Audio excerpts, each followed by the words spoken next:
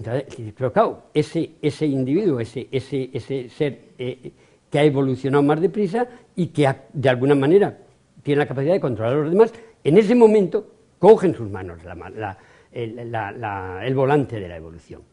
Y a partir de ese momento ya la evolución queda a un lado. Es él el que lo va a dirigir. Claro, fíjate, él lo dice en los años 20. Fijaros hoy, 30, vamos, casi 100 años después, si no ha tomado en sus manos el volante de la evolución, si las nuevas tecnologías, incluyendo las biotecnologías, pero también las ciencias de la información, también las ciencias en general, no nos están permitiendo hacer cosas impensables hasta hace muy poco, totalmente impensables. Y yo venía leyendo hoy en el periódico, en la página 18 del País, esta mañana en el avión, venía leyendo que los chinos han conseguido almacenar la información de los ordenadores en una bacteria, integrándola en el DNA, y que entonces pueden almacenar, no sé si hablaba de 200 megabytes en un solo gramo de bacterias, que naturalmente son billones de bacterias. Se está integrando ahora, me queda un poco petrificado, porque claro, estás integrando toda la parte del desarrollo de las nuevas tecnologías con la materia viva. ¿Eso es malo o es bueno? Yo no lo sé. Sin duda debemos de ser cautos, muy cautos, pero esos son instrumentos. ¿Instrumentos para construir qué? Para enriquecerse. Ahí estaríamos perdidos, porque la riqueza no va a llevar ni siquiera a la felicidad de los que tienen el dinero, ni siquiera, mucho menos de los demás.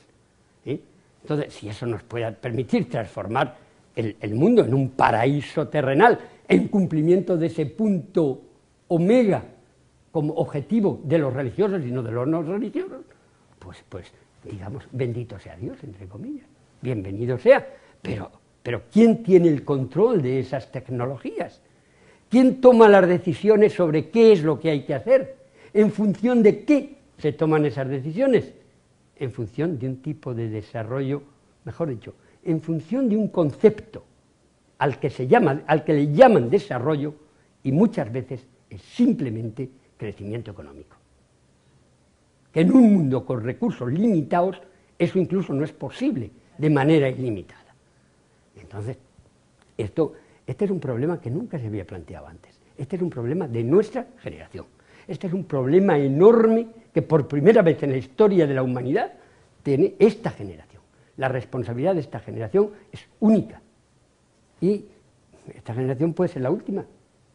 Si no somos conscientes de que tenemos en las manos un poder tan fuerte que si no lo dirigimos de manera constructiva, a construir algo, primero sostenible, no puede dejar de ser sostenible, primero sostenible, pero después que nos lleva en una dirección de ética, de solidaridad, de llevar a la felicidad. Si no somos capaces de transformar el concepto de desarrollo, que hasta ahora es un concepto de crecimiento económico, en desarrollo humano, y si me apuráis, en el concepto de felicidad, de una mayor felicidad, una mayor armonía y conservación de la diversidad a todos sus niveles.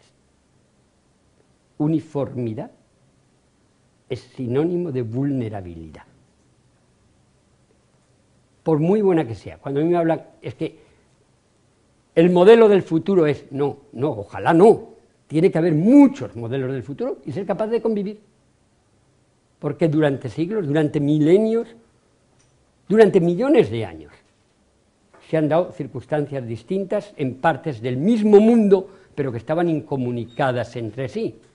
Y cuando una estrategia evolutiva, o una estrategia social, o una estrategia política fracasaba, pues esa civilización, ese grupo étnico desaparecía, pero no pasaba nada, muchos otros continuaban.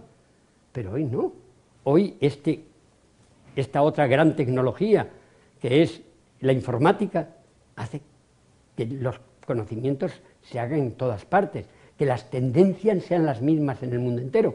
A mí me sorprende cuando veo las encuestas y dice fulano o tal país está en alza, aquel está mal, pero todos coinciden todos coinciden, incluso políticamente, no podemos decir cuando hay un cambio político en un país, en general son todas las regiones las que fomentan ese cambio político en un momento determinado. Quiero decir, esa comunicación no hace que se vaya en direcciones divergentes, sino en direcciones cada vez más convergentes, sobre todo después de la caída del muro de Berlín, en el que a partir de ese momento ya no hay dos polos, ya no hay objetivos radicalmente opuestos, sino que hay un único objetivo con unos únicos instrumentos, etc. Entonces, en esa que es la gran disyuntiva que tenemos ahora mismo es, no cabe duda que vamos a la globalización. La tenemos ya. La globalización significa que hay que dotarse de una gobernanza mundial. Yo uso la palabra gobernanza porque quiero huir deliberadamente de la palabra gobierno. Gobierno da idea de unicidad, gobernanza tiene que ser múltiple, tiene que ser mucho más diluida, pero sin duda, la gobernanza mundial lo que significa que hay que dotarse de reglas, hay que dotarse de normas, y al mismo tiempo, condición sine qua non, no solo mantener, proteger como oro en paño la diversidad que nos permite mantener opciones hacia un futuro incierto, la diversidad de todo y a todos los niveles, y el concepto de armonía unido a eso también. Entonces, yo creo que ahí, en ese punto es donde estamos, en esa encrucijada es donde estamos. Y fijaros que en este proceso, sobre todo en el último siglo, digamos, las ciencias y las tecnologías han avanzado a una velocidad increíble, exponencial. Realmente uno ve que lo que antes necesitaba miles de años o cientos de años, ahora ocurre en pocos años, y a veces incluso en pocos meses. Cambio profundísimo. Y lo que me preocupa es que la otra cara de la moneda, las humanidades, la filosofía, la ética, no ha avanzado a ese mismo ritmo. Fijaros, aquí hay una cosa importante. Las tecnologías, la ciencia, nos dice lo que podemos hacer, lo que somos capaces de hacer. Como decía antes, hoy podemos hacer y somos capaces de hacer cosas que antes eran impensables. Y con esta noticia que os comentaba de esta mañana en el periódico, pues se abren horizontes inmensos. Entonces nuestra capacidad de acción, que además se hace, es enorme. Pero el problema es qué debemos hacer, entre poder y deber. Y entonces esa es la ética, esa es la bioética, esa es la moral, esa es, si queréis, también la política. ¿Qué se debe hacer? Y mientras que en lo que se puede hacer hay certezas, se puede hacer esto y esto y esto, se hará o no será, pero se puede. No hay por qué asustarse, se puede hacer, ojalá se pueden hacer muchas cosas. El problema es que tengamos la capacidad de decidir lo que se debe hacer y al servicio de qué vamos a poner todos esos instrumentos. ¿En qué dirección queremos hacer correr nuestra aeronave Tierra?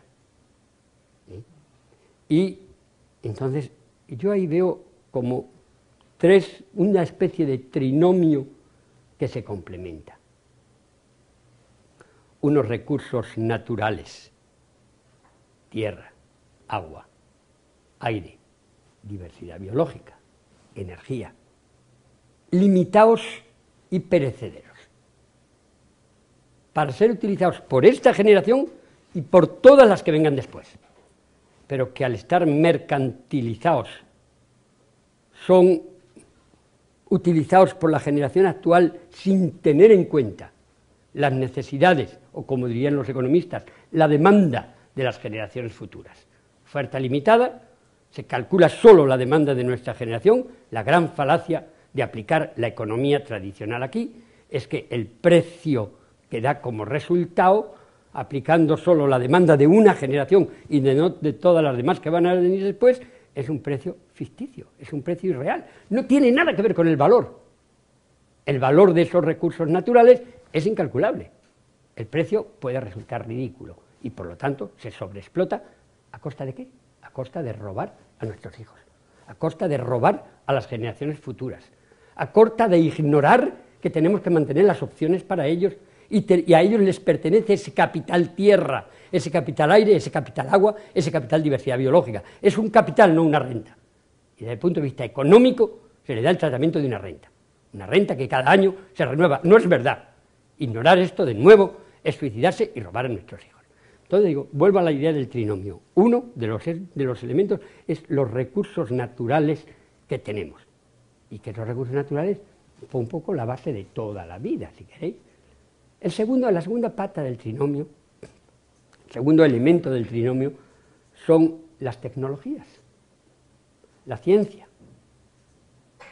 los instrumentos a través de los cuales usamos esos recursos naturales. En el caso de la agricultura, ¿qué es la agricultura? Es la transformación de esos recursos naturales en alimentos, a través de determinadas ciencias, tecnologías, conocimientos que se le van aplicando, cada vez más sofisticados, si queréis, en una dirección u otra, produciendo alimentos más sanos o menos sanos, pero en todos los casos utilizas esos elementos, esos recursos naturales, les aplicas una tecnología que puede ir desde ordeñar a una vaca hasta las biotecnologías más sofisticadas y al final produces alimentos. Entonces nos muestra lo que podemos hacer. Y en lo que podemos hacer, obviamente, esas tecnologías cada vez nos permiten transformaciones más radicales y más complejas. Una mayor eficiencia, aunque la eficiencia en servicio de qué nos sigue sin estar claro.